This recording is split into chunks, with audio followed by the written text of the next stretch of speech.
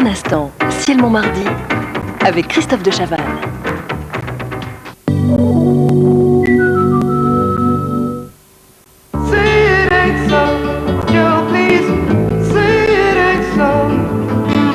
Meuréhed, enfin les plus belles chansons du rocker troubadour. Les petites baisses de forme, savez-vous avec quoi ça se traite? Avec la Roscorbine comme ça. La Roscorbine, vitamine C, un petit geste pour la grande forme. Ceci est un médicament.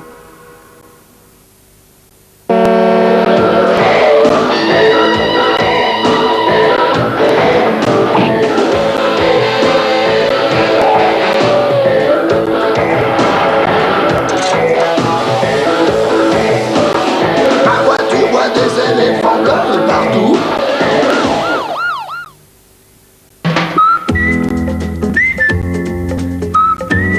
Aujourd'hui, j'ai trouvé mon poids idéal. Chaque jour, je bois Contrex. Je bouge et je mange léger. Mon contrat minceur, c'est mon contrat Contrex. Et ma balance, je m'en balance. Glace ex-vitre d'abord, ça nettoie. Très vite, très bien. Ensuite, avec sa nouvelle formule évaporation rapide, Glace ex-vitre sèche si bien que ça ne laisse aucune trace de trace. Aucune. Glace ex, aucune trace, même de fatigue. 100% pure laine vierge, c'est ce que dit une étiquette Woolmark. Maintenant, voici ce qu'elle ne dit pas. Par exemple, que la laine a naturellement un beau drapé et que même si nous avions voulu faire un film inélégant, nous n'y serions pas arrivés.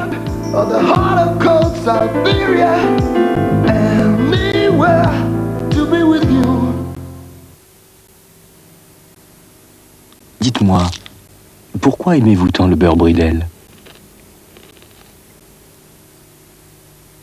Parce que le beurre, quand c'est bon, il n'y a rien de meilleur. Beurre Bridel. J'adore les femmes. Elles sont formidables. Elles adorent ceux qui brillent, mais ça ne leur suffit pas. Il y en a un qui a tout compris, c'est Johnson, avec Sol Plus. Ça lave et ça brille. Ça aurait pu s'appeler Sol, mais ça s'appelle Sol Plus. Parce que même pour les sols, les femmes en veulent toujours plus.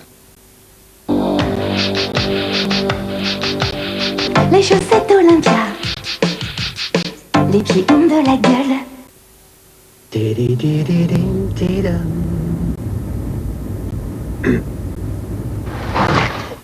La Renault 19 est garantie 6 ans anti-corrosion. Phare halogène profilé, rétroviseur réglable de l'intérieur. Pureté des lignes. Coffre surdimensionné. Une seule clé pour toutes les serrures. Condamnation centrale des portes. 5 vraies places. Renault 19. Pourquoi vivre sans elle? Les Landais voient des canards partout, partout.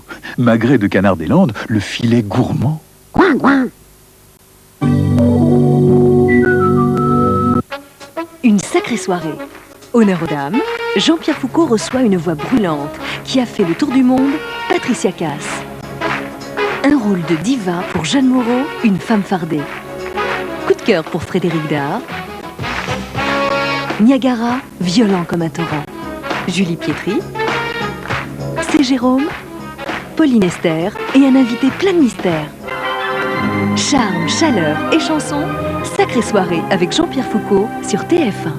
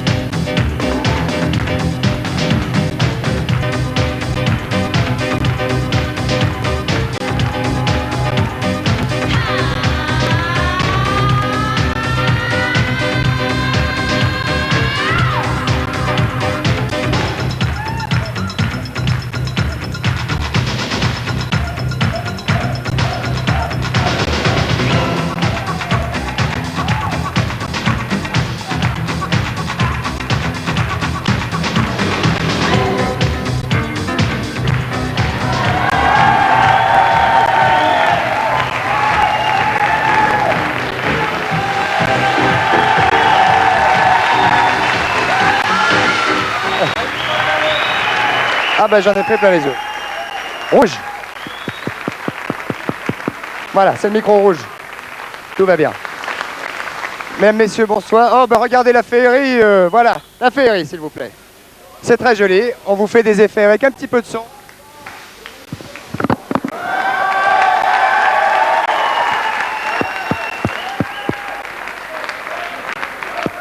Ça y est, ça fonctionne. Voilà.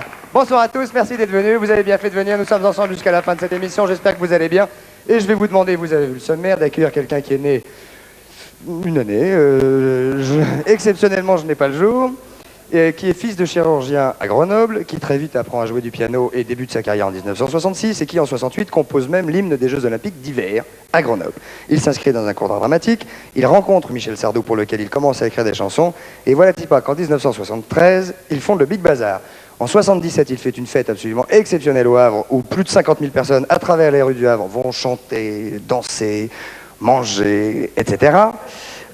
Et de 79 à 81, il fonde une école artistique à Nice, et puis il sort quelques 45 tours, une nouvelle troupe, 2 chansons marquantes, genre Viva la Vida et Des rêves et du vent, et en 90, c'est son actualité, il y a un nouvel album qui s'appelle Un café d'addition.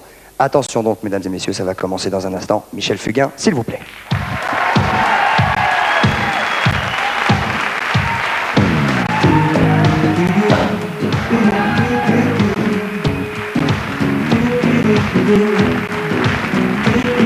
Mesdames, messieurs, Michel Fugain. Venez vous asseoir, mon petit madame. Avec plaisir. Très heureux de vous avoir sur ce plateau. Très heureux d'y être. Ça fait. Non, gardez le noir, vous prendrez l'autre après. On parle immédiatement de votre actualité, si vous voulez bien. Oui, il vaut mieux parler de l'actualité parce que le passé, tu l'as mis dans le désordre. Et c'était assez amusant. Je me suis beaucoup amusé. Je l'ai vraiment mis dans le désordre. Oh, complètement. C'est vrai. C'est le 12 mai, la date de naissance. Et oui, mais ça, je l'avais pas, hein, sérieusement. Hein. Donc, né un 12 mai. Oui. C'est très bien. Dans le désordre, non, Big Bazar 73, la fête. 72. C'est ce que je disais. Big Bazar 72. 68, les Jeux Olympiques, ça, je ne me suis pas trompé. Non, c'était 77, etc. Donc, l'actualité, c'est. On a cassette, hein. Ouais, un disque. On a disque, hein. Ouais. On a 33 tours et l'Olympia. C'est un spectacle, oui, surtout. Oui. C'est un spectacle qui... Alors, il faut que je parle du spectacle, hein il faut. Bon, d'accord. Si... Non, alors, mais bon, le vous allez faire l'Olympia, qui est un endroit fétiche un peu pour vous, puisque je crois que c'est tout à fait la première fois que vous vous êtes produit d'une manière tout à fait estopouflante. Donc, je crois que l'Olympia est un petit peu important pour vous. Enfin, je l'ai lu dans les fiches, en tout cas. Ouais, celui-là est un petit peu plus important que certains. C'est un... Je sais pas, je le fais comme si c'était le dernier, non pas pour ajouter une note dramatique, simplement parce que on sait jamais ce qui va se passer à mi-novembre dans le Golfe. Donc je le fais. Vous n'allez pas être appelé sous les drapeaux, vous n'avez plus l'âge, Jérémy. Non, j'ai plus l'âge. Donc je le fais, c'est-à-dire que ça me fait faire une somme de Je n'aurai pas le temps jusqu'à maintenant, en passant par plein de chansons. Ça veut dire que pour tous les gens qui vont venir, c'est un certain nombre de souvenirs. C'est jamais les souvenirs des chanteurs à ce moment-là. C'est les souvenirs des gens qui viennent, les souvenirs... Parce qu'à chaque chanson, il y a un souvenir qui est attaché, un souvenir personnel de chaque personne. Sexuel, même parfois. Certaines chansons, oui, qui ont servi à faire des enfants, je l'affirme. J'ai des... Comment t'appelles, des filleuls? Comme ça. Oui. Et je peux pas ça. Et puis voilà, bon, c'est-à-dire ça va se faire dans une humeur hyper majeure, etc., etc. J'ai pas envie de vendre l'Olympia là, parce que c'est simplement un truc dont je sais que ça va être bien, ça va être affectif. Si vous permettez, Michel, je vais quand même donner la date. C'est à partir du 27 novembre. C'est gentil, merci Christophe. Voilà. À partir du 27 novembre jusqu'au 9 décembre, effectivement. Voilà. Et un café d'addition donc. Café d'édition, c'est voilà. Voilà. Mais ça vous embête parce que bon, quand on voit un chanteur, j'aime pas trop faire le marchand. J'aime pas faire le. Ouais, en général, un chanteur, c'est vrai, quand on le voit dans des émissions de variété, etc. C'est vrai qu'il vient parler de sa promotion, c'est-à-dire de son actualité, des choses qu'il fait, des choses pour lesquelles il vibre et tout ça. J'imagine quand même que ça vous habite, n'est-ce pas? Oui, comme Satan. Non, j'aime pas trop faire le VRP, quoi. Non, d'accord. Alors, copain avec Michel Sardou, ça, je ne savais pas. Dites donc. Michel Sardou, je l'ai rencontré dans un cours d'art dramatique, effectivement, lorsque j'étais, parce que c'est ça la vérité historique, j'étais assistant réalisateur avant d'être chanteur ou avant d'être faiseur de chansons. Ce qui explique votre amour pour le cinéma. Oui. Et je suis donc allé dans un cours d'art dramatique où j'ai rencontré, entre autres, Michel Sardou, qui était apprenti comédien, et qui avait une espèce de phobie, ou du moins de manie, c'était de nous dire qu'il voulait passer une audition chez Barclay. Et c'était que chez Barclay, c'était pas ailleurs. Donc on lui a fait des chansons, on a passé l'audition avec lui, je l'ai accompagné à la guitare, et il a été reçu. Parfait. Parfait. Très bien. Donc j'ai bifurqué, j'ai quitté le cinéma quelques temps après, et je suis devenu ce qu'on appelle un compositeur d'édition. Et j'ai fait des chansons à raison de 8 heures par jour, c'était n'importe quoi souvent, mais c'est comme ça qu'on apprend, je crois. Vous jouez du piano d'ailleurs? Je joue piano, guitare, oui. Assis, debout. Non, parce que peut-être pour rien ça veut dire, mais pour moi ça veut dire beaucoup. Enfin, bon. À l'époque où vous étiez assistant metteur en scène, vous avez quand même dit... Vous croyez qu'on passionne les gens? La plupart du temps, ça consistait à aller chercher les boissons et les sandwichs pour les acteurs, allumer les cigarettes des vedettes. Je perdais mon temps, c'est pour ça que j'ai préféré tenter ma chance. J'ai dit ça un jour, oui. Alors que j'ai toujours essayé de me valoriser en disant non, j'étais assistant, mais non, c'était pas ça. Et effectivement, j'ai rarement porté des cigarettes et des trucs parce que j'ai tourné le premier long métrage auquel j'ai participé, c'est un long métrage d'Yves Robert qui s'appelait Les Copains. Et je crois qu'il n'y en avait pas beaucoup qui fumaient, à part Noiret, qui fumait le cigare, et il avait ses propres cigares, donc je n'avais pas à aller les chercher. Très bien. Vous parlez de la réussite, vous dites on ne peut pas vraiment créer dans la réussite.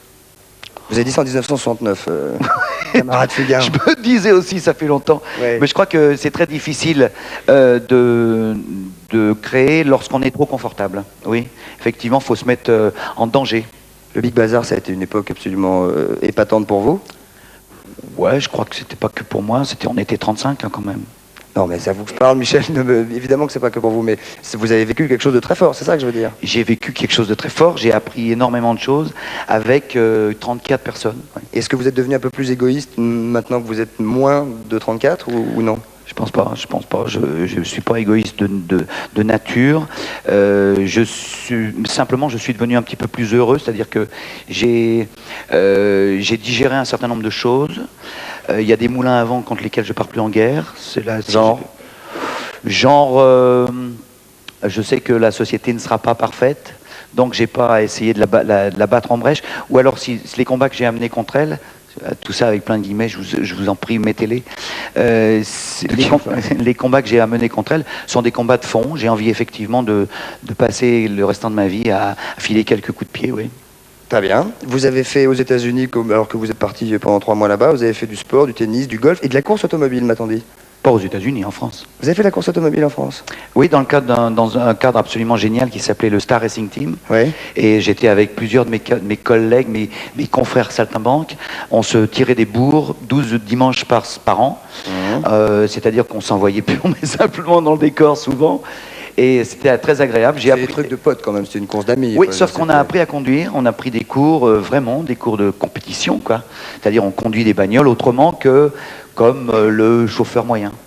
Très bien. Michel, vous avez vu le sommaire de cette émission. Je vais quand même rappeler, parce qu'il dit oui, j'aime pas, machin, mais moi je trouve que c'est important de le lire, parce que c'est un moment certainement que vous allez vivre important. Et aussi pour ceux qui vont venir, c'est à partir du 27 novembre. Donc, je le répète, à l'Olympia, à Parigi. Vous avez vu le sommaire. Je vais vous présenter tout de suite. C'est la première fois qu'on fait ça, mais c'est assez important. Pendant quelques secondes, vous allez voir, mesdames, messieurs, et vous-même, Michel, un homme qui est appelé le Seigneur, et qui est à la tête de plusieurs églises. En fait, enfin, ça sera le deuxième sujet de cette émission, mais je voudrais juste que vous le découvriez quelques secondes. Regardez, c'est Seigneur.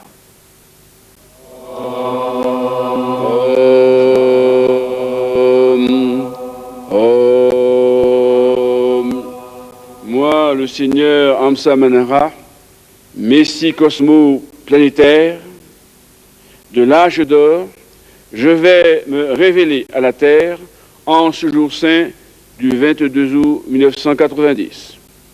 Je réponds ainsi à la demande de milliards et de milliards d'entités qui attendent ma venue. J'ai accepté d'être filmé. J'ai accepté que soit filmée et retransmise la cérémonie du septuple couronnement afin que tous les êtres reconnaissent le Messie, me reconnaissent moi-même. Voilà, donc c'est assez clair. Et nous aurons tout à l'heure beaucoup plus d'éléments, puisque je suis allé moi-même le rencontrer dans les Alpes de Haute-Provence. Est-ce que c'est lui qui a dessiné son chapeau? Certainement. Certainement, enfin il a sûrement un homme qui a du goût. Été aidé, donc vous verrez donc un reportage tout à fait complet sur le Seigneur, donc qui est à la tête des homistes, d'où ce son home, mais on en saura bien entendu plus tout à l'heure. Pour l'instant, je vous propose, mesdames, messieurs, il faut que j'arrête de dire mesdames, messieurs, mère maladie, le premier débat, il s'agit des dentistes et des prothésistes dentaires qui se tire un petit peu la bourre et nous allons savoir pourquoi tout de suite. Premier dossier.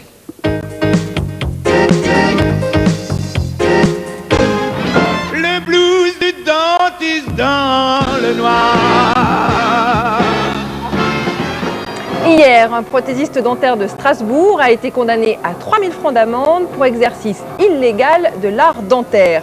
À nouveau, une rude décision pour tout un corps de métier qui réclame le droit de poser les prothèses qu'il fabrique. En effet, ils disent avoir d'une part les mêmes compétences que les dentistes pour ce faire et d'autre part permettre ainsi aux patients de bénéficier d'un gain de temps, mais surtout d'un gain d'argent. À leur tour, les dentistes protestent, arguant de leur formation nettement supérieure et de la possibilité qu'ils ont de faire des soins médicaux. Dentistes contre prothésistes, la guerre des dents fait rage. Bien, je vais vous présenter les gens qui sont autour de nous. Il y a, bonsoir messieurs, à votre droite, Michel Claude Emmanueli. Vous êtes denturologue. Oui, exactement, denturologue. On dit denturologue. Hein. Denturologue. À votre droite, il y a Alain Korfmat. Vous êtes également denturologue. Également. À votre droite, monsieur, il y a Michel Benaïm. Denturologiste également. Ah, denturologiste, vous dites. Très bien. Et président de l'Association pour la défense des denturologues et l'information des consommateurs, c'est-à-dire l'ADDC. À votre droite, il y a Sauveur Perra. Vous êtes, bonsoir monsieur, président du syndicat des denturologues. Alors vous, français? Oui, je suis le président du seul syndicat de denturologues français. D'accord. À ma gauche, il y a Richard Ogolnik. Bonsoir monsieur, vous êtes professeur de prothèse à la faculté de chirurgie de Paris 7 et vous êtes je vais y arriver. Odontologiste. Oui, odontologiste. Je précise quand même, si vous me laissez la parole une seconde, que j'ai été invité hier à midi et que je ne représente ni l'université ni l'assistance publique, je viens à titre personnel. C'est tout de même important. Tout à fait, vous faites bien de nous le préciser, monsieur. À votre droite et donc à ma gauche, il y a le docteur Jacques Regnault. Vous êtes, bonsoir monsieur, secrétaire général adjoint de la Confédération nationale du syndicat des chirurgiens dentistes. Vous êtes donc chirurgien dentiste. Et à votre droite, il y a Pierre Albarazin. Vous êtes également, bonsoir monsieur, bonsoir docteur, chirurgien dentiste. Alors, la première question que je voudrais poser, puisqu'il y a beaucoup de choses qui vous animent, vous messieurs, et vous aussi messieurs, la première question que je voudrais poser, qui a été aujourd'hui, et sur ce plateau-là, condamné par les tribunaux, tous les quatre? D'accord. Vous avez donc... Okay. Si vous permettez, nous avons été condamnés tous les quatre, mais en face, vous avez deux représentants condamnés aussi. Ah bon? Je suis désolé. La CNSD a été condamnée à 700 millions d'anciens francs d'amende pour boycott de prothésistes dentaires et entente illicite sur les prix. Alors, CNSD, donc nous sommes Jacques Regnault. condamnés. Oui, c'est moi. Oui, c'est moi. Donc, c'est la Confédération nationale du syndicat des chirurgiens dentistes. Des syndicats dentaires. Oui, le problème des condamnations, je crois que cette fois, ça a été notre tour pour des problèmes. D'ailleurs, sur le fond, nous avions raison. Parlez bien dans le micro, monsieur. Sur le fond, nous avions raison. Sur la forme, il y a eu des problèmes, effectivement. Mais la prochaine fois, je crois que ce sera votre tour et on pourra partager ces... Alors vous entendez, moi, s'il vous plaît. Vous avez été condamnés, messieurs, tous les quatre. Pour quelle raison? Exercice illégal de l'art dentaire. Exercice illégal de l'art dentaire. Absolument, tout simplement. Ça veut dire quoi? Ça veut dire que alors voilà ce qui se passe. Le problème est tout simple. Nous sommes des techniciens dentaires de formation et ces messieurs que nous avons en face de nous, ce sont des professeurs ou des soi-disant professeurs en chirurgie dentaire. Hein? Ces gens-là... Pourquoi soi-disant, monsieur? Je suis désolé, c'est inadmissible ce que vous dites. Pourquoi soi-disant? Écoutez, vous êtes censés être des représentants de l'art dentaire, n'est-ce pas? Et vous êtes soi-disant des techniciens. Or moi, je suis certain, monsieur, que vous êtes loin d'être un technicien. Enfin, vous me faites... Pardon, monsieur, vous me faites... Monsieur, votre formation vous donne en faculté quelques centaines d'heures de prothèses dentaires. Nous nous en faisons journellement et vous estimez, vous, avoir plus de droit de réaliser les prothèses dentaires que nous. Nous sommes les seuls à avoir le droit de les réaliser. Oui, c'est un droit que vous vous êtes octroyé, monsieur. C'est tout à fait la loi. Si vous le permettez, on va répondre à la question des condamnations. Nous avons été condamnés. Attendez, le problème, il est où, s'il vous plaît? On va essayer de clarifier un petit peu la situation. Non, s'il vous plaît. On va clarifier en 2 secondes la situation. On n'a pas répondu à votre question. Non, bon, alors allez-y, monsieur. Nous avons été condamnés parce que nous fabriquons des prothèses dentaires pour des gens qui n'ont pas les moyens de se les payer chez les dentistes parce qu'ils sont trop chers. Ça veut dire que vous êtes tous les quatre des fabricants, des artisans, les seuls fabricants de prothèses dentaires. Spécialistes de la prothèse dentaire amovible. Nous avons devant nous des charlatans de la prothèse dentaire amovible. D'accord, ça veut dire que vous... S'il vous plaît. Ça veut dire que, s'il vous plaît, vous revendiquez le droit de poser vous-même des prothèses dentaires sur des patients, plutôt que de fabriquer des prothèses, de les vendre à un dentiste qui lui-même va la revendre à un patient et en la posant. Nous revendiquons le droit, nous revendiquons le droit, excusez-moi. Nous ne revendons pas des prothèses. Non, nous revendiquons... une petite chose à dire. Pardonnez-moi, monsieur. Nous revendiquons, monsieur de Chavannes. Vous les replacez. Monsieur de Chavannes, nous revendiquons le droit de faire notre profession et que notre profession, avec le champ de notre activité délimité. C'est-à-dire que nous n'empiétons pas sur le domaine des thérapeutes qui sont d'en face, qui sont de bons thérapeutes, je ne le conteste pas. Merci, M. Benet. D'ailleurs, je le prouverai tout à l'heure. Et nous demandons à ce que les dentistes n'empiètent pas sur notre domaine. Le prothésiste dentaire fait partie d'un marché captif qui ne peut vendre sa fabrication qu'au chirurgien dentiste, qui a été condamné, je le répète, pour... Enfin, tout le monde ici a été condamné, donc n'en parlons plus. Non, il faut que les gens, parce que les gens qui nous écoutent ne savent pas ce qui se passe. Hein. Il y a des pressions énormes sur les prothésistes dentaires pour qu'ils ne puissent pas prendre le créneau que nous leur offrons, c'est-à-dire l'appareillage libre, se libérer.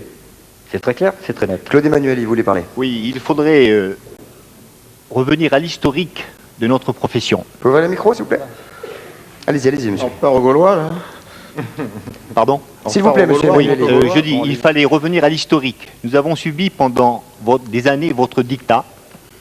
Nous avons pendant des années subi l'incompétence, je ne dis pas votre incompétence, mais l'incompétence des chirurgiens dentistes qui ne sont simplement que des donneurs d'ordre.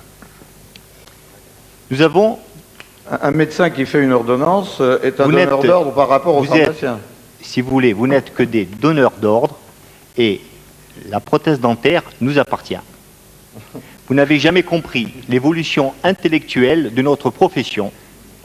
Non, ça, c'est pas compréhensible. C'est pas compréhensible? S'il vous plaît, non. C'est gentil. Non, n'applaudissez pas à chaque saillie de l'un ou de l'autre, parce que sinon, on va pas s'en sortir. Le problème est très simple.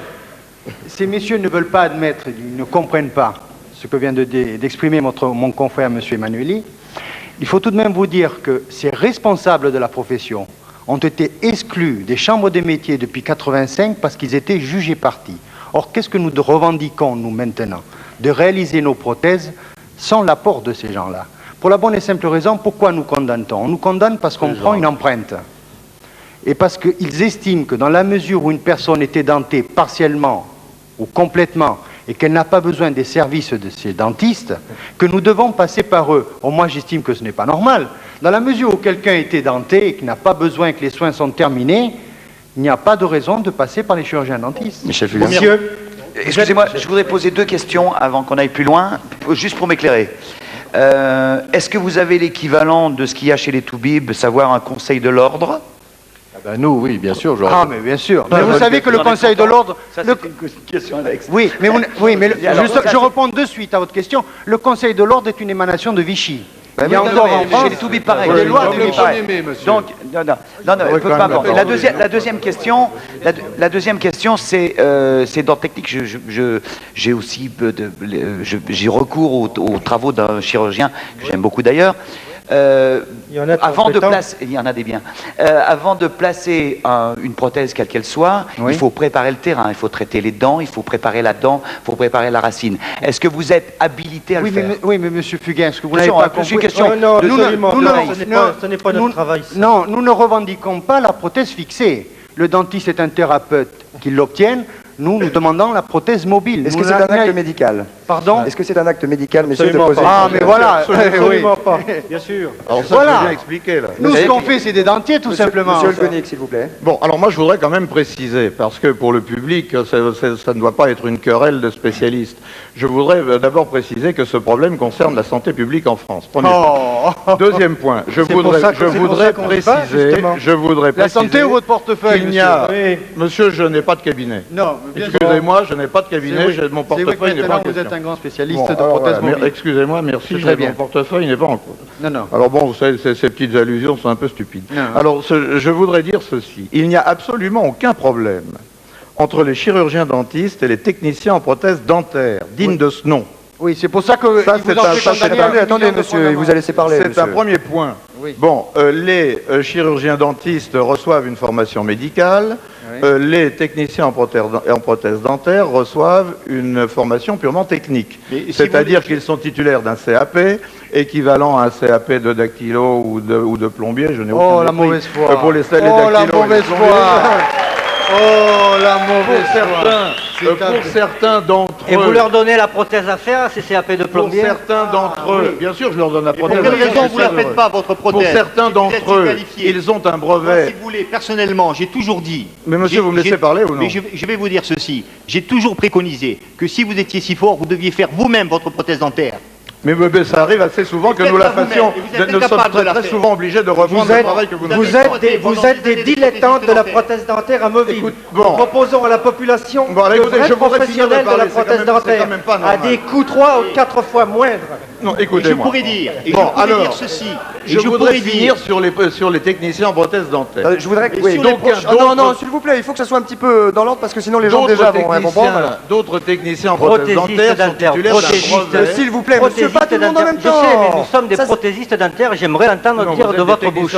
C'est pas grave. Non, prothésistes dentaires. D'autres techniciens, c'est pas vrai. D'autres techniciens... Comment c'est pas vrai? Nous avons depuis 72 un décret qui a sorti qu'on n'avait jamais accepté, monsieur. Il y a d'autres techniciens en prothèse dentaire ont un brevet professionnel et ces gens-là sont nos collaborateurs, sont nos amis et il y a parmi eux des professionnels de très grande volée. À côté alors nous n'avons pas de problème avec les techniciens en prothèse dentaire, aucun. Nous avons un problème avec les denturologues, ce que je vous appelle les denturologues. C'est une erreur de parler. C'est une erreur de parler tout le monde en même temps, déjà. Deux professions totalement différentes. Il y a les thérapeutes. Il y a les thérapeutes en face, laissez-moi finir. Et il y a les prothésistes dentaires ici. Attendez, excusez-moi, monsieur. Non, j'ai rien contre vous, mais il est en il train n'a de rien à parler. dire, ce monsieur. Il dit rien, mais il n'apporte rien au débat. Le débat, c'est que vous êtes un monopole. Il y a beaucoup de jeunes chirurgiens dentistes qui sont là. Arrêtez de mettre la main devant. L'avenir, votre avenir, c'est la denturologie, monsieur. Il y a beaucoup. Non, écoutez, monsieur, Dieu merci pour la santé publique. Il y a beaucoup plus de chirurgiens dentistes. Stop, une minute, s'il vous plaît. Je voudrais, monsieur Pierre Albarazin, qui est mon voisin de gauche, qui n'a encore pas dit un mot, que vous exprimiez. Vous êtes chirurgien dentiste. Est-ce que vous trouvez acceptable que des prothésistes comme ces messieurs qui sont ici posent eux-mêmes des appareils sur des patients? Il va dire non. Et quelle est la raison? Je voudrais répondre moi-même, je crois que je suis assez qualifié, je vous en remercie. Alors ça dit, je comprends assez mal ce débat parce que c'est un débat tellement technique que je me demande ce que les téléspectateurs doivent recevoir en ce moment. C'est pas tellement technique dès l'instant où on se dit, et dès l'instant où on écoute ces messieurs qui disent, nous, on veut poser nous-mêmes les prothèses parce que ça va coûter moins cher au public. Oui. On est d'accord? D'accord. Parce que votre grand discours, c'est de dire que le dentiste se sucre sur votre travail. C'est pas le point principal. C'est la qualité, surtout, qui fait défaut en France à l'heure actuelle. Bon, il y a encore des bons dentistes en France. Oui, mais mettons 20-25% et restons-en là. D'accord. Monsieur, je vous redonne la parole. Bien. Alors, écoutez, je crois que ces messieurs profitent de ce que j'appellerais le syndrome du supermarché. C'est-à-dire qu'ils font leur publicité sur on casse les prix, on écrase, etc., etc. Je crois que quand on va dans un supermarché et qu'on achète de mauvais Kleenex, tout ce qu'on encourt, c'est de se moucher dans les doigts. Donc, c'est pas très grave. Par contre, je crois que lorsqu'on met un appareillage dans une cavité naturelle, ça porte préjudice lorsqu'elle est mal faite. Et d'ailleurs, je souhaiterais m'adresser aux téléspectatrices pour leur demander si elles se feraient poser un stérilet par un artisan qui fabriquait ce stérilet. Pourtant, c'est une cavité naturelle. Alors, je crois qu'il faut être sérieux. Ces messieurs sont là. Nous sommes d'accord, monsieur Schlagen? Oh là là. Alors, je voudrais poursuivre simplement c'est le mot cavité, moi, qui me... la vedette. Le mot cavité, oui. L'artisan ne vendrait pas le stérilet 10 fois plus cher. Alors, pour répondre à... Non, on va parler des prix. Je pense que c'est intéressant de savoir que nous n'avons pas un débat corporatiste parce que ceux qui nous donnent raison, ce sont d'abord les patients, bien entendu, mais la sécurité sociale. Et vous savez, dans les Bouches-du-Rhône, mais vous êtes à la tête de la santé là-bas. De la sécurité sociale, oui, monsieur. Vous descendez dans la rue pour manifester. Est-ce qu'il est possible de s'exprimer, monsieur Le Chavannes? Non, vous pouvez peut-être... S'il vous plaît. Alors, si ces messieurs veulent... C'est pas bien. Attendez, je vais vous donner la parole. Très bien. La sécurité sociale a affiché ça dans ses centres à Marseille, c'est-à-dire une mise en garde contre les travaux de ces messieurs. Premier point. Deuxièmement, les tribunaux ont une jurisprudence constante. Ils ont tous été condamnés individuellement. individuellement. Là, ce sont des condamnés individuels. Moi, je n'ai jamais été condamné par la justice. Deuxième point. Troisième autorité, qui me semble relativement compétente aussi, à moins que ces messieurs la contestent, c'est M. Evin, qui se trouve être ministre de la Solidarité nationale et de la Santé. Et il se trouve que M. Evin nous a écrit en nous disant que ces messieurs n'avaient pas compétence. Donc, au-delà de la polémique, au-delà de la polémique que va entretenir ces gens-là et une forme de publicité, qu'on comprend très bien, sont des spécialistes, je crois que le problème n'est pas là. Le problème est, est-ce que ces gens-là sont capables de détecter quelque anomalie, que ce soit dans une bouche, sans avoir eu la formation? La réponse est non, à l'évidence. Je ne suis pas plus intelligent que M. Benaïm. Et donc, je ne vois pas pourquoi M. Benaïm n'a pas poursuivi ses études pour, je crois très court, pour essayer d'avoir un diplôme qui vous autorise à donner... Ça fait 5 ans que vous menez le même discours. Bon. Mais M. Benaïm, si vous m'interrogez pas... vous avez déclaré que vous vous rattrapiez sur la prothèse. Monsieur de Chavannes, voilà vous allez me permettre quelques instants. Il faudrait qu'on soit un petit peu clair pour le public. Voilà, ça va être très clair. Pour le public, c'est clair, c'est un monopole, ce que vous avez, celui de la prothèse dentaire. Les monopoles... Arrêtez, les garçons, pas tous en même temps. Monsieur de Chavannes, voilà. Monsieur Albarazien vient d'avoir la gentillesse de parler de la qualité du travail. Mettez-vous au fond de votre fauteuil. Voilà, je me mets au fond du fauteuil. Alors, j'ai ici UGCD Lorraine. Vous voyez, c'est un journal dentaire qui a été fait par vous. Alors, je vais vous lire, vous permettez s'il vous plaît, je ne vous ai pas interrompu. J'explique. Voilà, à propos de 295 exécutions de prothèses, vous permettez 295 dossiers étudiés. Non, vous allez moins rire. Résultat, 90 dossiers présentaient une anomalie, 88 pour technique incorrecte et 2 pour cotation d'actes non réalisés. Est-ce que les Français se rendent compte que sur 295 qu'on a vérifié à la Sécurité sociale, il y en avait quand même 90 qui présentaient des anomalies, et vous dites technicien après ça, mais vous êtes de vrais charretiers, monsieur. Alors, mais monsieur ne peut pas savoir combien vous avez d'anomalies puisque vous n'êtes pas vérifié.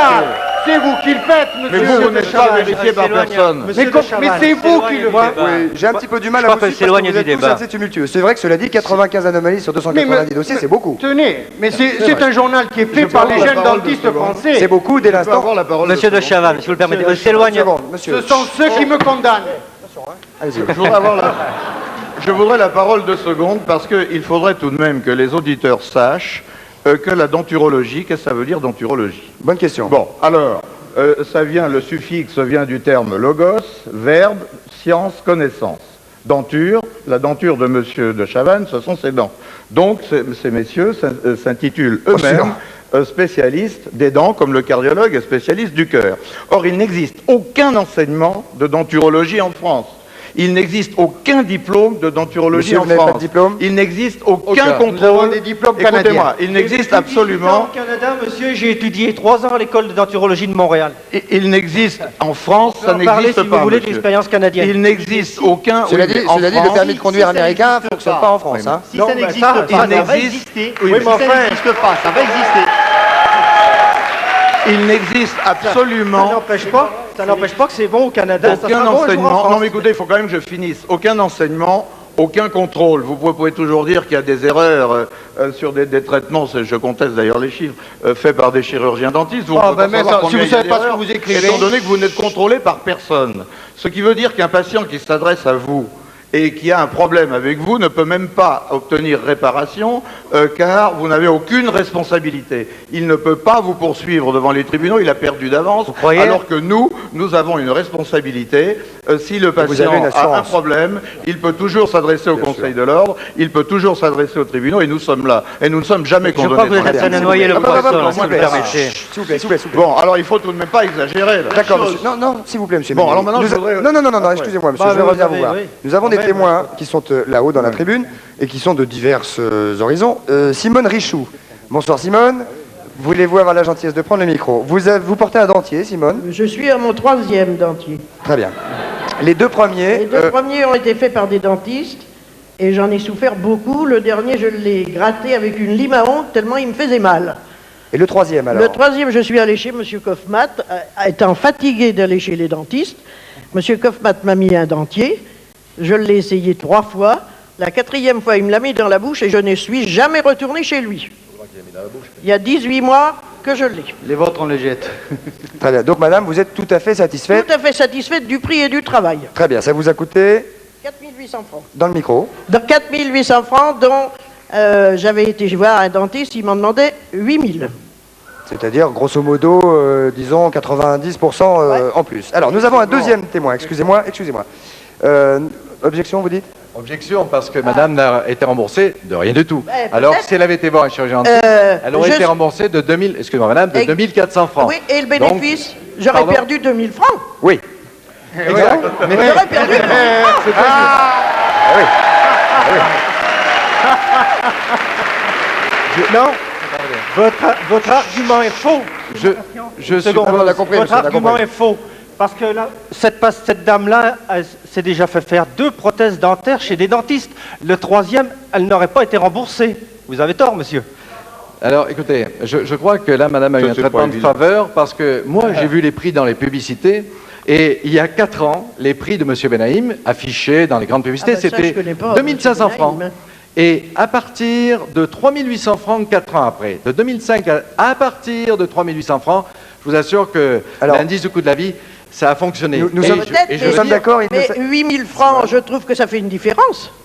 Et c'est pas cher, parce que la plupart du temps, c'est beaucoup plus cher que ça. Beaucoup plus cher, oui, je sais. Monsieur. Oh non. Moi, j'ai mes devis, monsieur. Combien, Moi aussi, monsieur j'en ai là, Dentier? si vous 32 voulez euros. avoir. Hein. J'ai une amie, elle a payé 8 000 Alors, actuel, s'il vous plaît, le vous êtes prix très moyen, dissipé. Oh. le prix moyen est de 8 000 francs chez moi, et j'en engage que moi. Par contre, j'ai des devis pour des personnes qui n'avaient pas de grosses fortunes et qui sont de 5 000 francs, je les ai sur moi. D'accord, monsieur. Non, si on veut Combien vaut un dentier 32 dents Il chez va vous? sortir des devis. Bon, enfin, écoutez, le problème n'est pas vraiment là. Vous êtes dur, attendez. On noie le poisson. Là. Le problème, c'est que les dentistes ont le monopole de la prothèse dentaire. Mais bien Nous entendu. cassons ce monopole de la Ah non, mais monsieur, prothèse. ça fait partie de vos arguments de dire nous sommes moitié prix. J'ai pas pris la parole. Non, c'est pas le principal. Un client.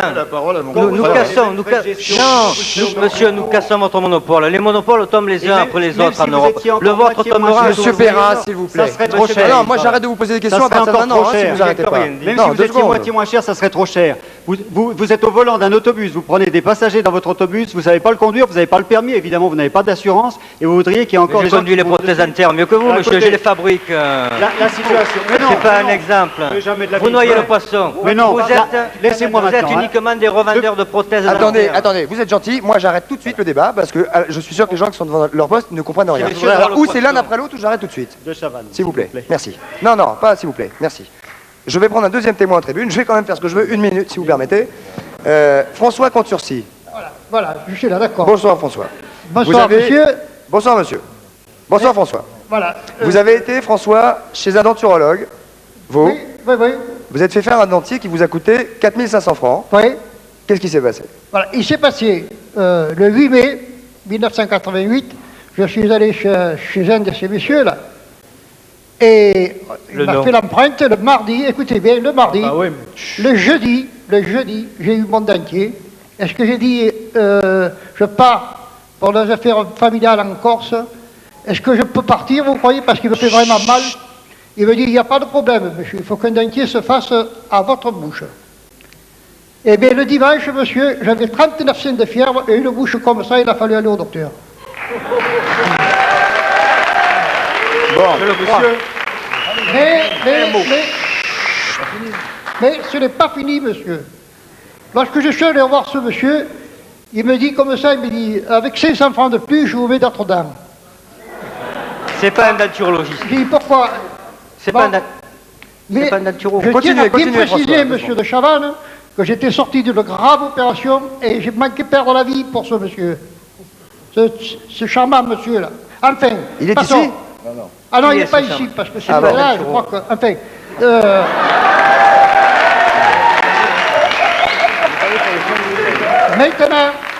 Maintenant, monsieur, j'ai été obligé de donner ces 500 francs parce que je ne pouvais pas faire autrement et j'ai perdu mes dents. Et il a fallu que je paye 150 francs par dent, dont lui, il m'en a réparé une. Pour 32? Oui, 150 francs pour poser les dents, oui. Mais et il m'a pris tout le haut. D'accord. Où en êtes-vous aujourd'hui, monsieur? Aujourd'hui, je suis là une deuxième, c'est la même chose. Je suis allé chez un chirurgien dentiste. Ça a été au premier coup impeccable. Et j'ai payé meilleur marché. D'accord. Voilà. Merci François Contursi de votre témoignage, c'est équilibré en tout cas. Pas tous en même temps. Je n'ai pas parlé beaucoup, je Allez-y. voudrais m'adresser. Dans un cas, nous avons une patiente, nous savons qui a fait la prothèse. Dans l'autre cas, nous ne savons pas qui. Des témoins comme ça, je peux en présenter 5000. Je vous en prie. Attendez, j'ai pas fini. Bon non, monsieur, vous ne mettez pas en doute la parole de monsieur. Absolument pas, mais c'est peut-être la parole des dentistes. Non mais c'est monsieur que nous écoutons là. Oui, alors je vais vous dire un truc. Ce monsieur-là, je suis à peu près certain que ce n'est pas un denturologiste, mais c'est un prothésiste dentaire qui lui a fait les prothèses. Quelle est la différence entre un denturologiste et un prothésiste? La différence, c'est qu'un denturologiste, un prothésiste dentaire. Le prothésiste est plus compétent que vous. Monsieur, ils ne sont pas condamnés. J'aimerais expliquer. Normalement, Un prothésiste dentaire travaille pour des dentistes. Un denturologiste, c'est nous qui avons fait sécession. Nous travaillons pour nous-mêmes. Nous ne travaillons plus pour les dentistes. Nous sommes des denturologistes. C'est ça, denturologiste. Mais que veut dire le mot denturologiste par rapport à prothésiste dentaire, s'il vous plaît? Prothésiste dentaire, il travaille pour des dentistes, sous la commande d'un chirurgien dentiste ou d'un stomatologiste. Et le denturologiste, je reçois la patiente, je lui prends les empreintes, je fabrique l'appareil et je pose l'appareil. Ça veut dire que vous ne vendez jamais à un dentiste quelque prothèse que ce soit? Or, ce monsieur-là, je suis à peu près certain que c'est un prothésiste dentaire qui lui a fait la prothèse. Ça veut dire que vous vivez dans la complète illégalité. Absolument. Le fond du problème est... Monsieur Emmanuel, j'arrive. Ce qu'il faut dire, c'est que la denturologie existe dans 18 pays. Comme j'ai déjà dit à des étudiants de Toulouse, il s'agirait que les dentistes de France regardent un petit peu ailleurs ce qu'il se passe. La Hollande, il y a la denturologie, dans 18 pays, le Canada, il y a le hashish aussi. tout ça. Non, mais enfin, de toute façon... on n'est pas obligé de s'aligner sur la Hollande surtout, quoi. Non, mais de toute façon, si les clients ne venaient pas, je veux dire, nous faire confiance, la denturologie n'existerait pas. Mais comment êtes-vous connu des clients alors? Vous faites des placards de publicité? Si vous le permettez, je suis le premier à avoir commencé. Monsieur Monsieur Albarazin devait me fermer en 15 jours. C'était en 1984. Bon. En 1984, j'ai décidé de vendre directement la prothèse dentaire aux consommateurs. Les chirurgiens dentistes ne sont pas des consommateurs, ce sont des patients, il est malade, ce ne sont pas des consommateurs. S'il vous plaît, nous avons posé une question aux téléspectateurs. Vous feriez-vous poser une prothèse par un denturologue? Oui, 11%, non, 89%. Alors, remarquez, ça vous fait 10% de clientèle quand même. Le bon sens. Monsieur de Chavannes, pourrais-je avoir la parole, s'il vous plaît? Attendez, on va laisser finir monsieur, je vous la donne après, monsieur. Voilà. C'est délicieux. Donc, on a du mal avec vous, hein? À ce moment-là, les dentistes ont contre-attaqué et porté plainte pour exercice illégal de l'art dentaire. J'étais seul. Tous les départements ont vu fleurir des prothésistes dentaires qui se sont déclarés prothésistes à parieurs libres. Voyant que la profession ne nous suivait pas parce qu'elle était boycottée si jamais elle disait que nous avions raison, nous nous sommes rendus à l'étranger et nous avons découvert que la denturologie, c'est-à-dire le prothésiste dentaire qui vend sa prothèse directement, en dehors de tout champ thérapeutique, et c'est là que ça gêne ces messieurs. Vous êtes là pour faire des soins, messieurs, pas pour revendre de la prothèse. Non, mais excusez-moi, monsieur. À partir du moment où je peux poser la question. À partir du moment où vous posez une prothèse, grave. N'y a-t-il pas besoin, monsieur, n'y a-t-il pas besoin lorsque vous posez une prothèse? Là, je pose la question. Alors là, quidam. Je veux venir me faire poser une prothèse chez vous. Oui. Il va falloir quand même que j'ai des soins avant, qu'on prépare la dent, qu'on je vous envoie chez les chirurgiens dentistes. Mais ça, si vous voulez, on y est après. Ce que je veux dire... Non, laissez-moi terminer, s'il vous plaît. Ça ne concerne, si j'ai bien compris, que les dentiers. Voilà. Voilà, c'est ce que vous avez expliqué. Ça ne concerne que les dentiers. En 1984, donc, j'étais seul. Ça fait 6 ans. Nous sommes, monsieur de Chavannes, nous sommes 400 en France. À nous battre contre 40 000 dentistes et contre un monopole, je le répète. Hein? Nous nous sommes formés. Des jeunes se forment. Par qui? Canada, Finlande, Hollande, France, il y a l'école française de denturologie. Les diplômes ne sont pas reconnus en France. Mais messieurs, 10 ans après, les dentistes continuent d'attaquer au Québec les denturologistes. Écoutez, cela dit, non, pour être très honnête, à propos des diplômes, attendez une seconde. Pour être très honnête, non, mais si vous voulez qu'on parle tous les deux en même temps, on est mal parti, hein. Pour être très honnête, monsieur, il y a des dentistes qui ont des diplômes et qui sont des charlatans aussi. Mais bien sûr, hein, bien sûr. Faut être clair. Non, il y a aussi de très mauvais dentistes qui ont des diplômes. Bien sûr. Franchement, j'en connais. Une affirmation. Pas aujourd'hui. Si, non, j'en ai connu. Non, mais je voudrais. Je me suis retrouvé avec des machins comme ça que mon père m'a même pas reconnu. Parce que j'avais été soigné un plombage par un dentiste diplômé qui m'avait laissé du coton. Pour tout vous raconter, c'était comme ça. Bon, alors je vais vous dire comment ça se passe si vous venez chez moi. J'ai demandé la parole, vous me la donnez, vous me la donnez. Je vous la donnez, monsieur. Ah non, parce qu'autrement, c'est pas la peine. Ça, c'est sûr. Bon, c'est pas la peine que je vienne si le débat n'est pas Je vais vous la donner, monsieur. Si un client vient chez nous, nous l'envoyons chez un dentiste qui fera tous les soins. Tous les soins. Moi, si vous m'envoyez un client, je ne le prends pas. Quand le client est apte à recevoir la prothèse dentaire, c'est-à-dire les dents de remplacement, le client vient chez nous. Parce qu'il faut dire qu'il y a des chirurgiens dentistes qui travaillent avec nous, et le discours que nous avons peut-être violent contre vous ne s'adresse pas aux chirurgiens dentistes qui travaillent avec nous. Donc nous sommes et qui d'accord, reçoivent nos nous clients. sommes d'accord, vous dites nous posons les prothèses, mais nous acceptons que le travail préparatoire soit fait par les dentistes. C'est ça, c'est ce que vous dites. Oui, ou tout à non? fait, Oui. tout à fait. Alors pourquoi n'acceptez-vous pas ce deal, ce truc? Je sais pas, bon, si je ne parlais pas bien français, c'est... Voilà. Moi, je vais demander la parole, vous me la donnez. Merci. Oui, mais répondez à ma question, monsieur. Pourquoi trouvez-vous inacceptable, dès l'instant où on vous donne le soin de préparer le terrain, comme vous dites? Alors je peux répondre. Je vous en prie. Je peux répondre. Alors je peux essayer d'expliquer au public ce qu'est un traitement prothétique. Car il faut quand même enlever de l'esprit du public que nous sommes des revendeurs de prothèses. Nous ne sommes pas assimilables à des gens qui vendent des chaussures.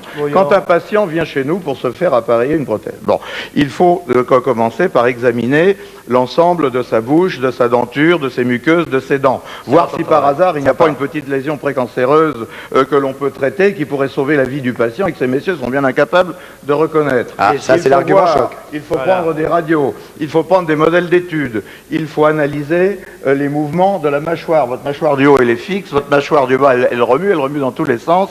Il y a chez les édentés des troubles, absolument, comme ça. Ils sont des troubles des articulations qui entraînent des pathologies extrêmement graves.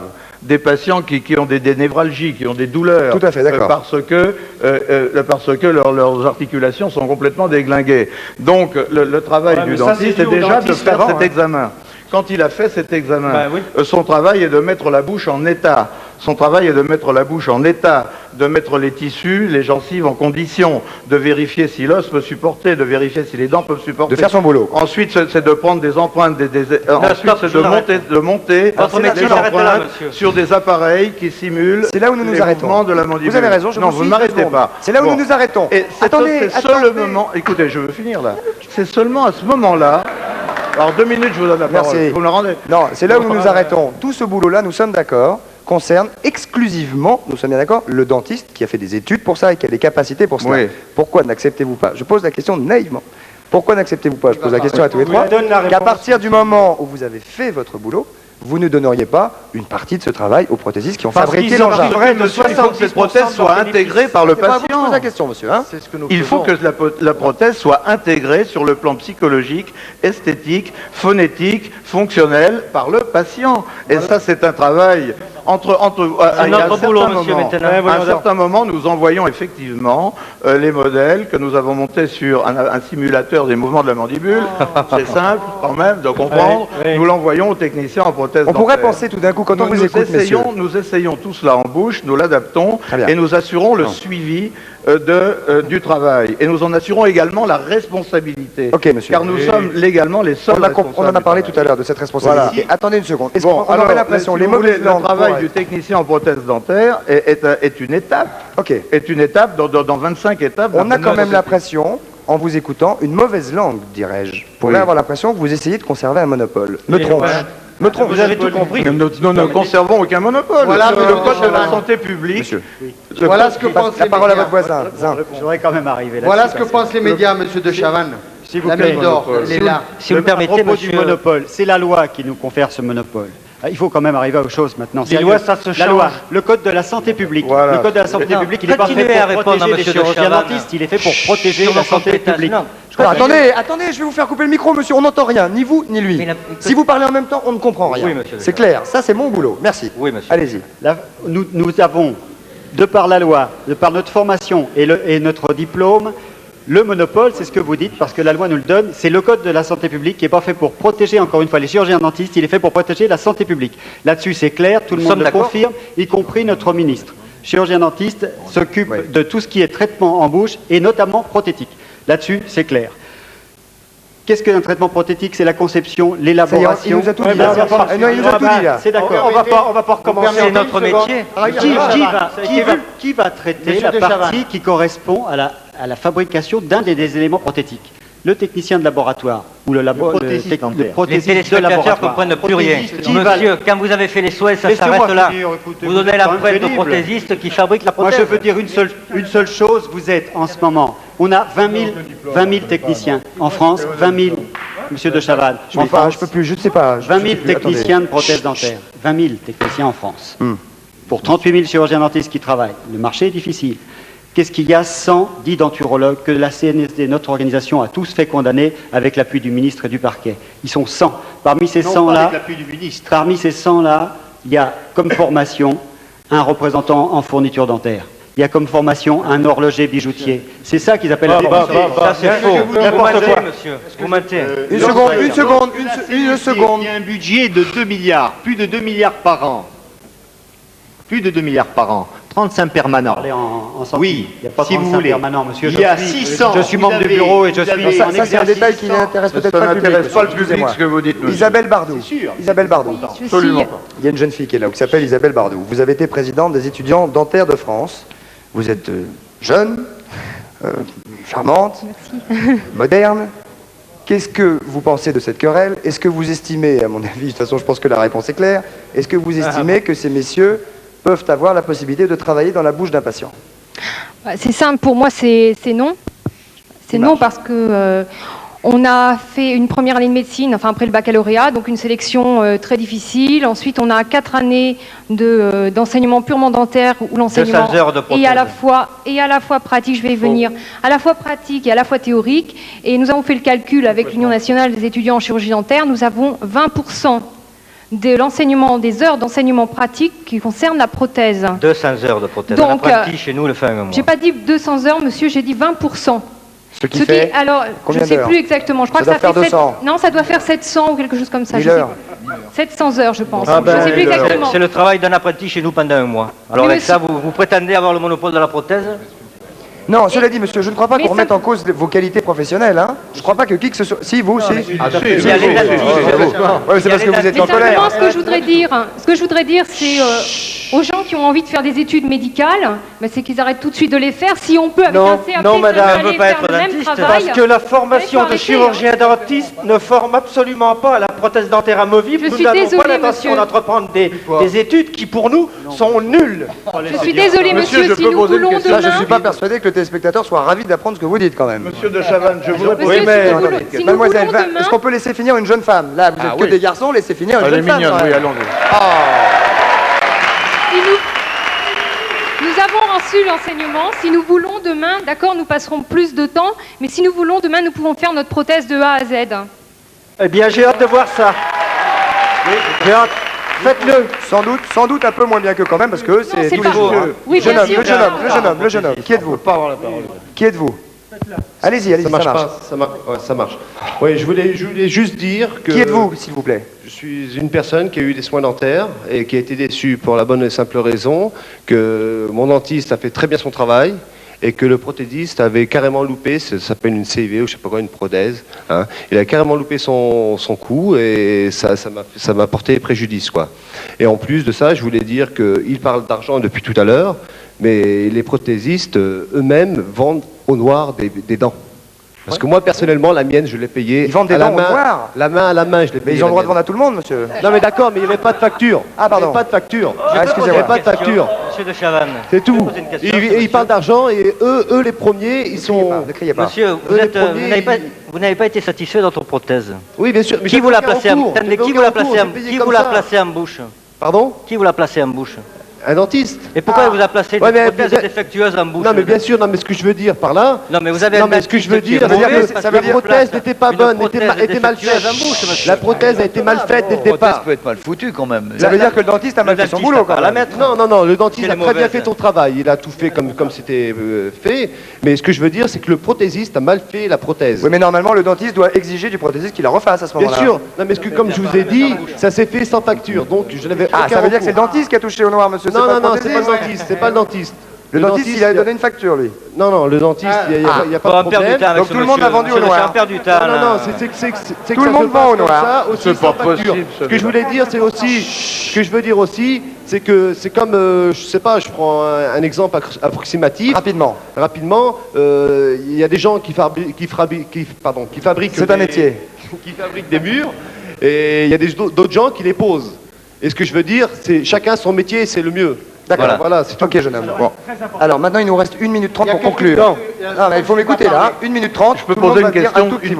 Monsieur Albarazin, je vous donne la parole après. Je voudrais dire que dans ce débat, ça n'a pas dû passionner les téléspectateurs, parce qu'après tout, vous êtes gentil, monsieur. Non, mais je dis, c'est des argumentations qui ont été jetées à la figure. Ce que je veux dire simplement, ce qui les intéresse, c'est savoir ce que ça leur coûte. Donc je crois que le vrai problème, c'est le remboursement des prothèses et pas ces petites expériences. En fait, en tant que citoyen, moi je suis contre la contribution sociale généralisée, mais si par hasard M. Rocard nous écoute, M. Evin, je vous en supplie, si jamais cette contribution sociale passe, essayez de réserver une bonne part pour le remboursement des prothèses dentaires. Et là est le vrai problème. C'est tout. Maintenant, tout le reste, vous savez, si vous demandez, ils se disent denturologistes et ils prennent l'exemple du Danemark. Mais au Danemark, c'est Bac plus 4 à denturologie, messieurs. Alors faites Bac plus 6, vous n'avez même pas... Ne faites pas pour la denturo. Est-ce que j'ai le droit de poser des questions? Est-ce que j'ai le droit de poser des questions? Est-ce que c'est vrai, quand on va chez le dentiste, c'est une rumeur, que quand le dentiste, on va première fois chez le dentiste, bonjour docteur, bonjour, allongez-vous, etc. Est-ce que c'est vrai que quand le dentiste vous demande est-ce que vous avez une mutuelle, est-ce que vous avez une bonne mutuelle, est-ce que c'est vrai qu'il faut dire non, j'ai une très mauvaise mutuelle parce qu'il paraît qu'on paye moins cher chez le dentiste si on dit qu'on a une mauvaise mutuelle que si on a une bonne. Je pose la question. C'est Patrice Carmouze qui me l'a soufflé. Je voudrais quand même le dire. Alors moi je voudrais ajouter quelque chose. Vous n'êtes pas dentiste, vous répondez. Non, oui, mais enfin monsieur, la question coule de source. Enfin la réponse.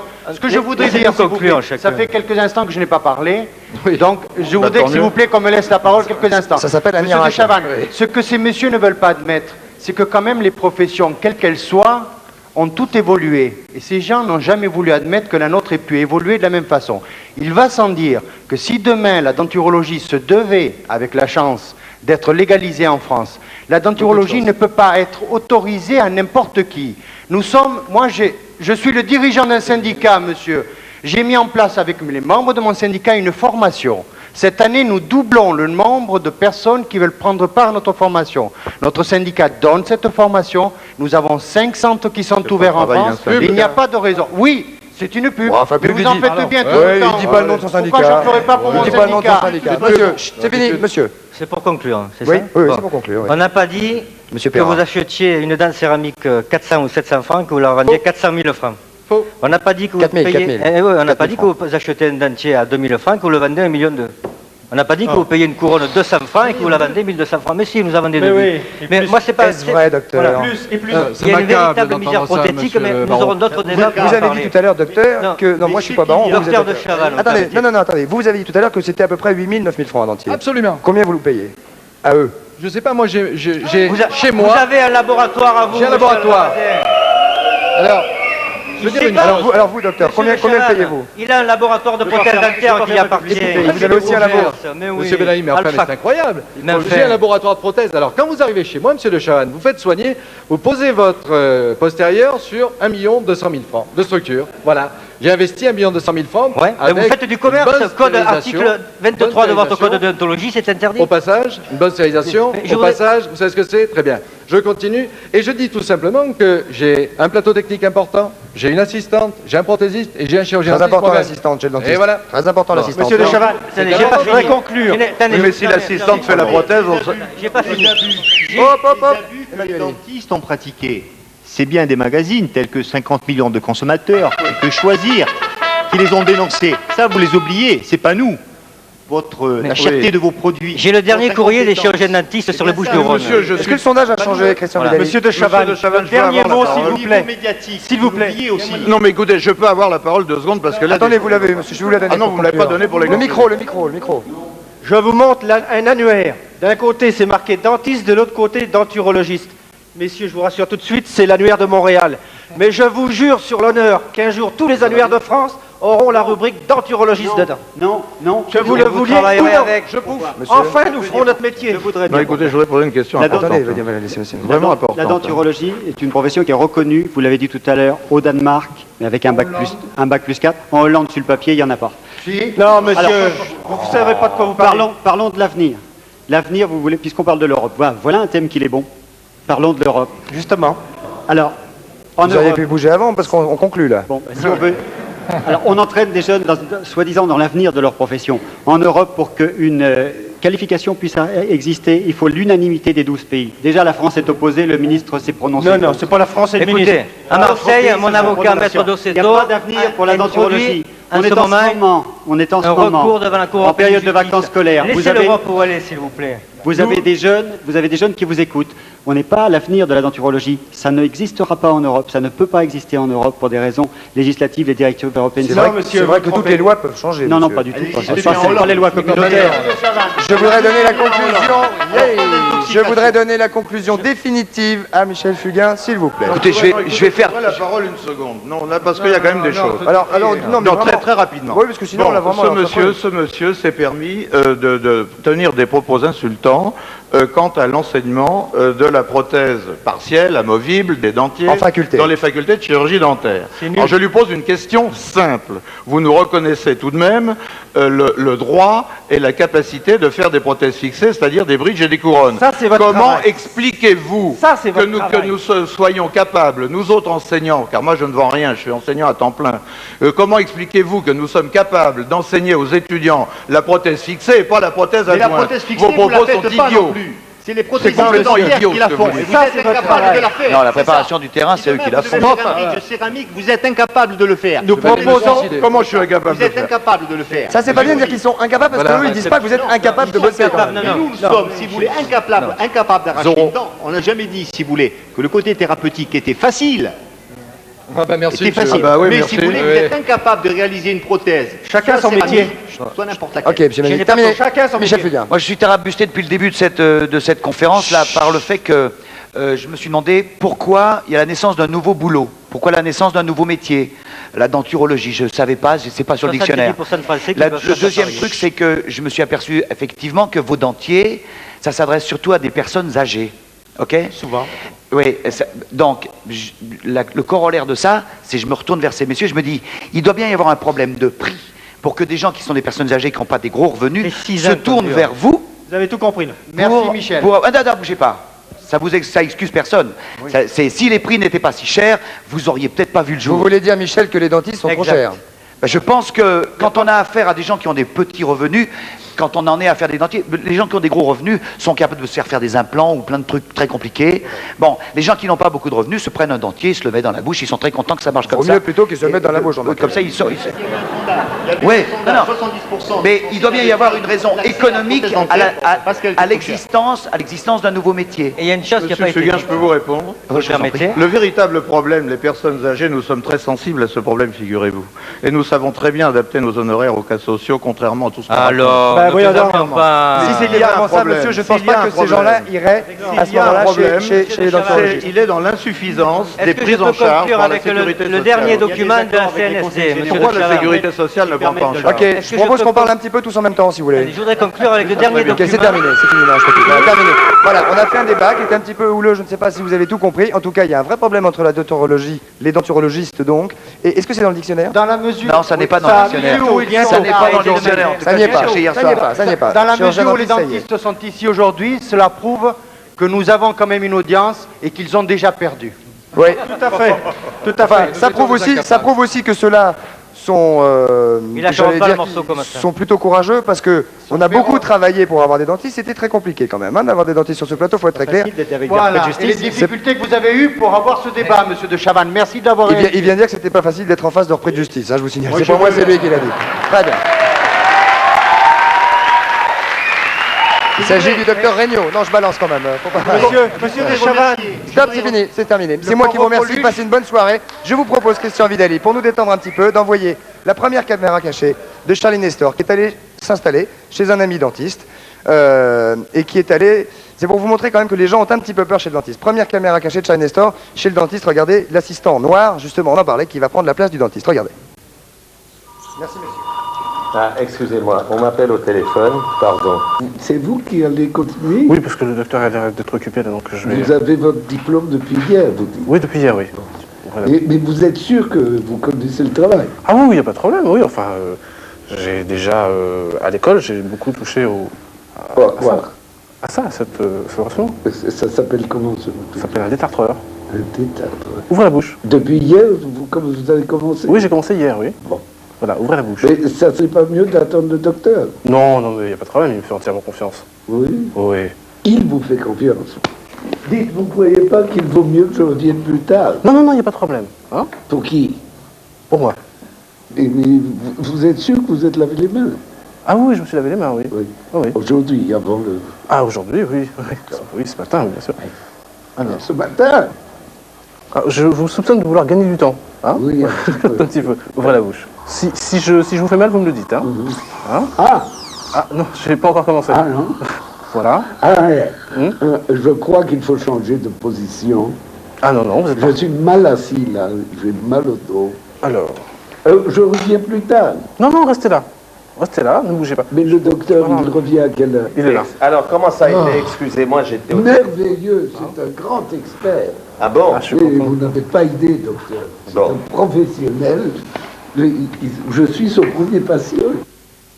Voilà, donc c'était une caméra cachée de Charlie Nestor, La caméra était vraiment cachée, il y en aura une deuxième tout à l'heure pendant le bloc-notes. Je vous rappelle quand même que nous recevons les disciples du Seigneur, cet homme que vous avez aperçu dans le reportage au début de l'émission, et dont vous allez voir un long reportage, puisque je suis allé personnellement en Haute-Provence pour le rencontrer. Il m'a accordé audience, il était hors de question qu'il se déplace. Ce sera tout de suite après le bloc-notes, mais pour l'instant, c'est la pub. À tout à l'heure, à bientôt, messieurs, à bientôt. Merci, monsieur. La pub, s'il vous plaît. Un petit peu de pub. Attendez.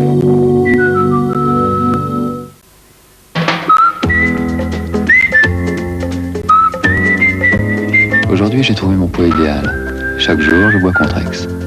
Je bouge, je mange léger.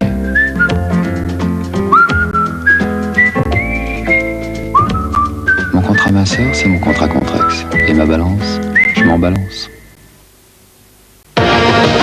Synthétiseur 4, la passion. Synthétiseur 4, la perfection. Synthétiseur 1, 2, 3, 4. 2 millions d'exemplaires. Le son juste. Côte d'Or. Intensité. Richesse. Puissance des sensations. Côte d'Or, le choc chocolat. Oh là là là là, Lucatilo Souk. Chi va scalava? No bibi, hein? Calmina, Malovigno. Ma socra de moula. Da chi homo micro e crapoto basta fuite. Oh, so tutti mini rikiki? Ma kif costaud. Kif costaud. Che sera? Oh, so bonocline. E so doudou locoto. Bravo, mon micro. Gros cras de poulon. Homo micro, lo tutti rikiki, maus costaud.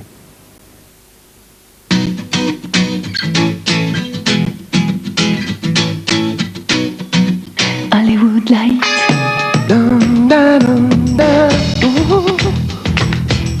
Fraîcheur Hollywood light. Au goût très frais.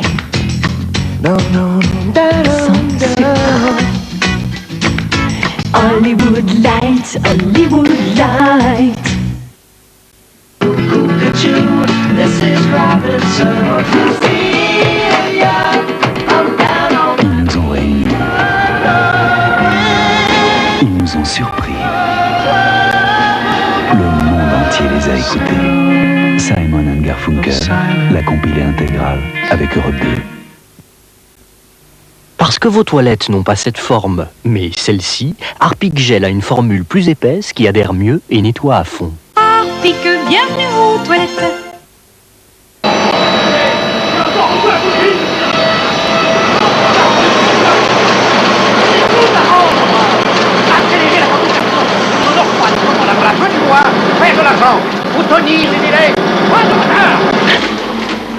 Écoutez, on en a déjà parlé 100 fois. Un IBM, c'est tout.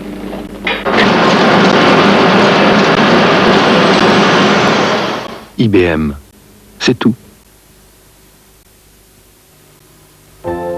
Vous commencez à perdre vos cheveux. N'attendez pas. Essayez Folten. Vite. Diams. Un habit de lumière qui enlace et qui sculpte. Diams. Des ses jambes de lumière pour briller au grand jour. Diams de Dean, le Diams au corps.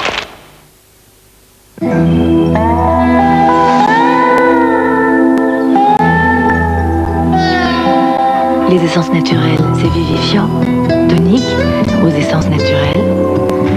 C'est une nouvelle eau de toilette tonifiante qui déborde d'énergie.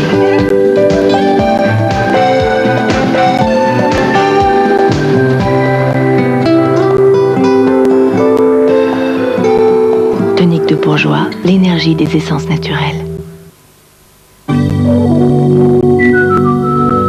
Californie, nous voici! Il cherchait l'aventure, il récolte 120 ans de cabane. Mais on est en prison. Moi, tu es au con avec nous. Hello.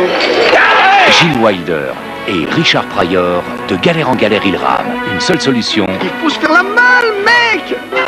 faut se faire la malle de Sidney Poitier. Burlesque et humour noir sur TF1.